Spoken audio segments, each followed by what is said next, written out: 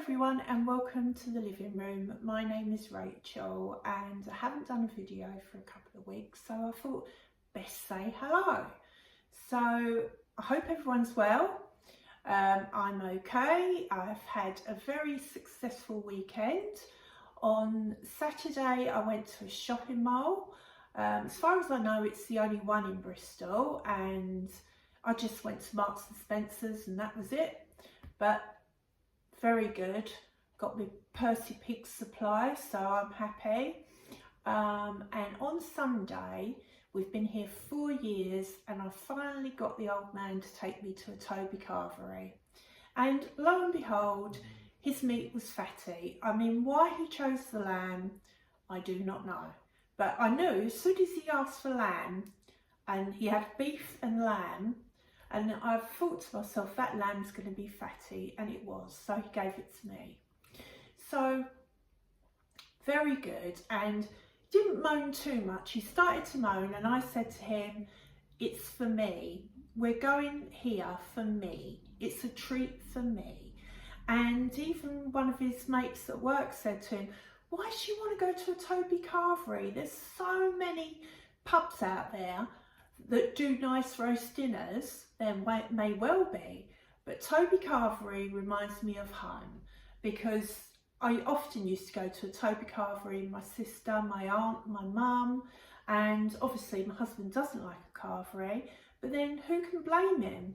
You know, when he's got me muggins cooking his Sunday dinner every week. So anyway, he did say, he said it's not as nice as yours, and the irony of it is, if you'd watched one of my videos on the old channel once, I threw in how much would you give my Sunday dinner, and he gave me a 7 out of 10. So I dread to think how many he'd give them in a you know, the Toby Carvery, but thoroughly enjoyed it. The Yorkshire puddings there, I don't remember them being that big back home, but the Yorkshire puddings were massive, and I forgot the trick about loading up potatoes in your Yorkshire pudding so you've got more room on your plate. But I have to say, there was a lot of people with plates like a lot bigger than mine, and found it quite amusing.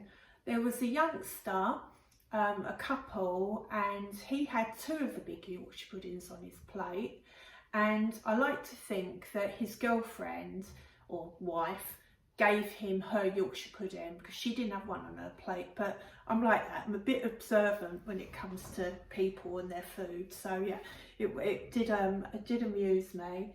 But yeah, so what else was we going to say? So going back to my husband, and you know, he wasn't best pleased. I said, well, I want to do this once a year. He said, oh, I think I can cope with it once a year. So once a year we're going to have what we're going to call Toby Carvery Day.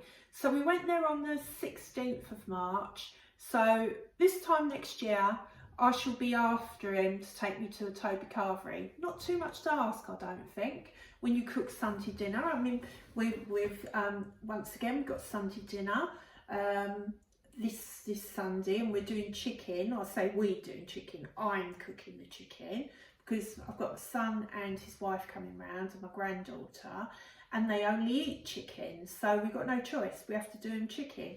But we did hear on the radio not that long ago, they said what tradition has really gone down in England, and it was the roast dinner, the Sunday roast dinner. Only 11% of people have a roast dinner, and you know, with the amount of people in the Toby Carvery, I would say everyone likes a roast dinner, so I'm quite surprised. But I suppose it's the way you're brought up. My husband, well, his family, they always had a roast dinner.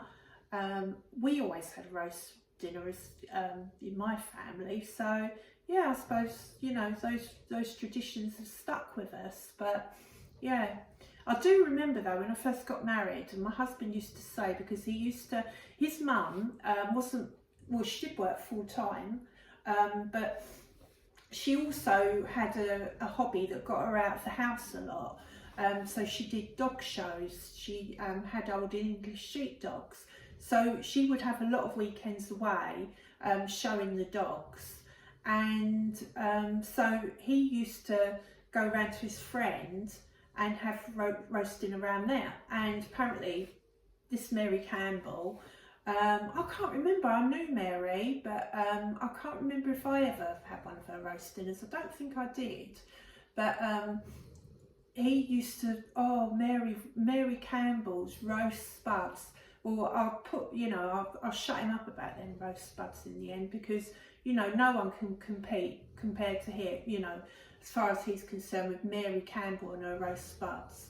But yeah, I do remember that. You know, for a long time I used to say, and I don't make my own Yorkshire puddings now, because we was in Spain once and we had a roast dinner. Oh, best roast dinner he's ever had. This is in Spain, you don't imagine this.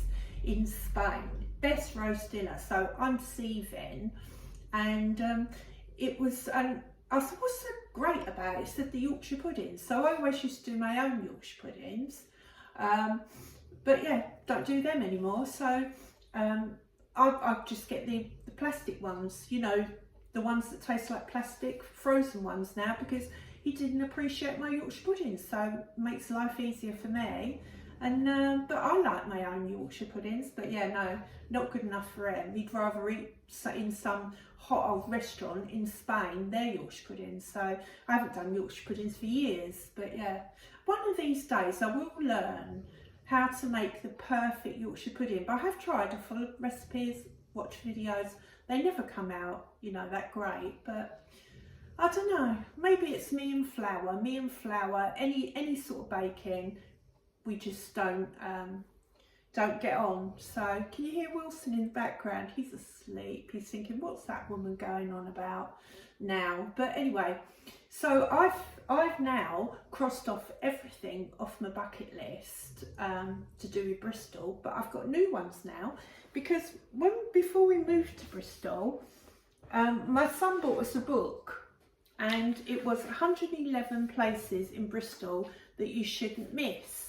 And it's places that are not obvious. It's not like the city centre, the harbour, the Brunel Bridge, Clifton. It's not places like that. It's places that you wouldn't know existed. And I thought, well, let's see if I've got something to add to my bucket list. And lo and behold, I found something. And it's a pub called the Bag of Nails. I believe it's quite near Clifton. And it's full of cats. So dogs aren't allowed in there, children aren't allowed, but it's basically a cat pub. So that is the next thing on my bucket list, which isn't much to ask for, is it? I'd also like to obviously see a hedgehog. That's on my bucket list of life, I would say. But places to go. So this is the next time we've got a Sunday free. I've got a feeling he's got table tennis for the next month, all of April, I think. So yeah, I deserve to go to the Toby Carvery, don't I? But yeah, that's going to be the next place. The next time we get a Sunday free or a Saturday free, I want to go to the Bag of Nails pub and socialise with some cats. So that's it from me. Just thought I'd just check in. And I'll be back soon. I'm sorry Wilson didn't come up to say hello, but he's having a lovely cuddle and little sleep. But yeah, I'll see you all soon. Thank you for watching. Bye.